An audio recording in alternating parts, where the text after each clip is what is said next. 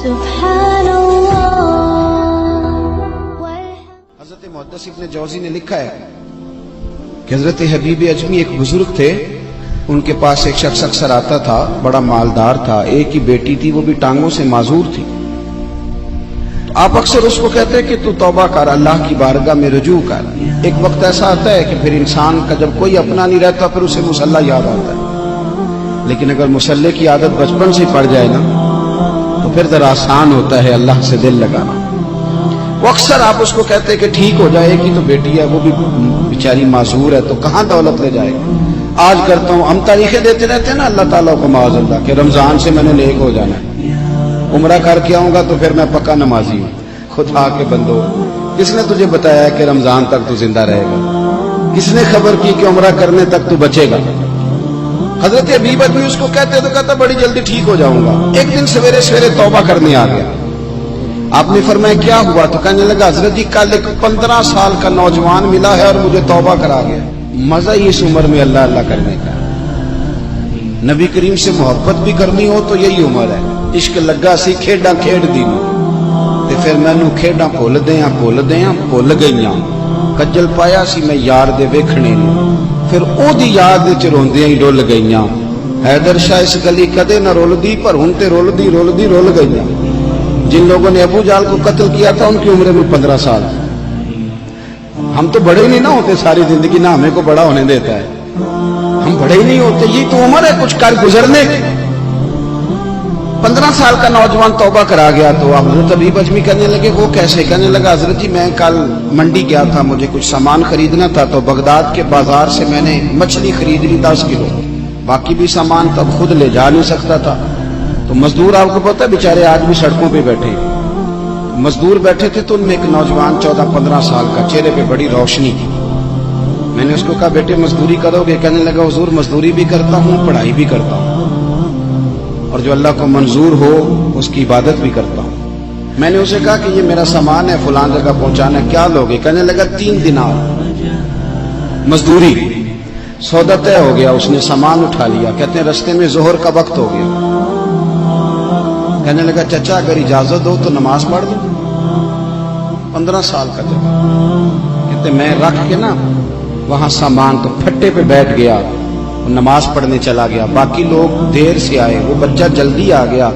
میں نے کہا بیٹے آپ جلدی آ گئے؟ کہنے لگے نفل چھوڑ دیے، آپ یہی نہ سمجھ لیں کہ کام چور ہے، میں بعد میں پڑھ لوں گا۔ کہتے ہیں وہ دوپہر کا وقت، رمضان بھی نہیں تھا، میں اس بچے کو نوجوان کو گھر لے گیا اور میں نے اپنی بیوی سے کہا کہ بڑا نیک ہے، نمازی ہے، اور راستے میں یہ بھی ہوا ہے کہ میں نے اسے ایک دفعہ کہا ہے کہ یہ مجھے تھوڑی دیر کے لیے دے دو، گرمی بڑی ہے، تمہیں پسینہ آ رہا ہے، میں اٹھا لیتا ہوں۔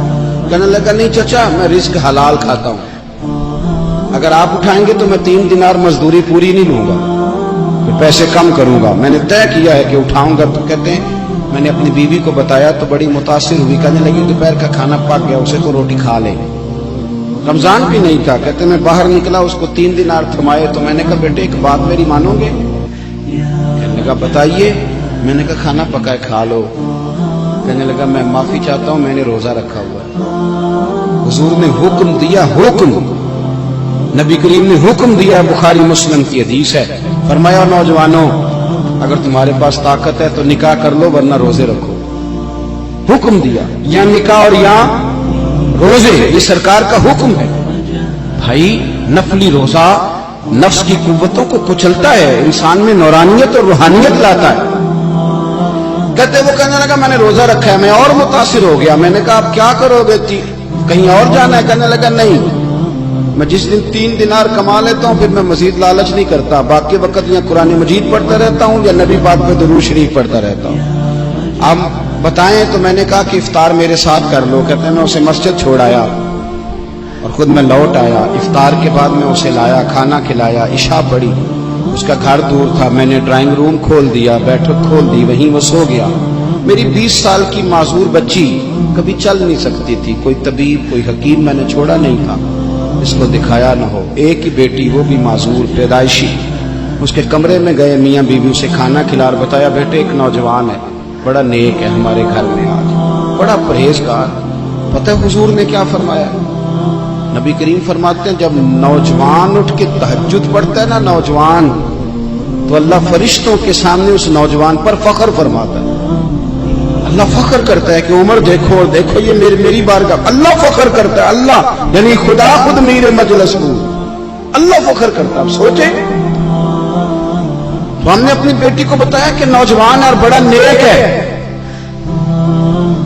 تو کہتے ہیں وہ کھانا کھلا کے ہم واپس آ گئے. آدھی رات کا وقت ہوا تو دروازے پہ دستک ہوئی. بچی اپنے کمرے میں سو رہی تھی، ہم اپنے کمرے میں، وہ بیٹھے.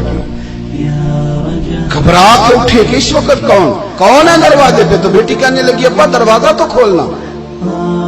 کہتے ہیں دروازہ کھولا تو 20 سال ہو گئے تھے بیٹی کو، کبھی اس نے چل کے نہیں دکھایا تھا، کبھی دوڑ کے ادھر جاتی کبھی ادھر آتی. کہتی الحمدللہ اللہ نے میری ٹانگیں ٹھیک کر دی.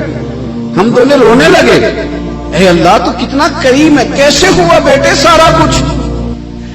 بیٹی کہنے لگی ابا آپ نے کہا تھا نا کہ نیک نوجوان آیا ہے، تو میرے دل میں خیال آیا اللہ اگر واقعی نیک ہے تو اس کے صدقے مجھے شفا ہی دے دے. یا ایھا الذین آمنوا اتقوا اللہ وابتغوا الیہ الوسیلہ. تو کہنے لگی ابھی میری دعا بھی پوری نہیں ہوئی تو رب کریم نے فضل کیا ہے اور مجھے شفا عطا کر دی. کہتے ہم دوڑ کے اس کے کمرے میں گئے اور جب ہم نے ہاتھ رکھا تو دروازہ پہلے سے کھلا تھا. ایک خط چھوڑ گیا تھا.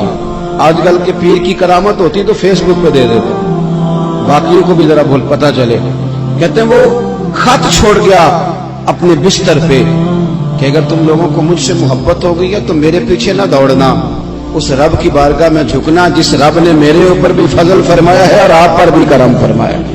میرے نوجوان دوستو، یہ جو بچپنا ہمیں لوگ کہتے ہیں نا ابھی بچے ہو، ابھی جب آپ بالغ ہو گئے تو نماز فرض ہو گئی، سچ بولنا ضروری ہو گیا، رزق حلال کھانا ضروری ہو گیا، شریعت ساری کی ساری لاگو ہو. ایک تو درگزر سے کام لیں، دوسرا اپنی زندگی کے اندر خواہشات کو چھوڑیں. سادہ کھانا تو ویسے ہی انسان کو تندرست رکھتا ہے. یہ جو چکر ہم نے ڈالا ہوا ہے نا مرضیاں کرنے کا، اب موٹر سائیکل بالکل اچھی بھلی ہوتی ہے پر سفارش یہ ہے کہ ماڈل پرانا ہو گیا ہے، تو یہ تو کمزور لوگوں کی علامت.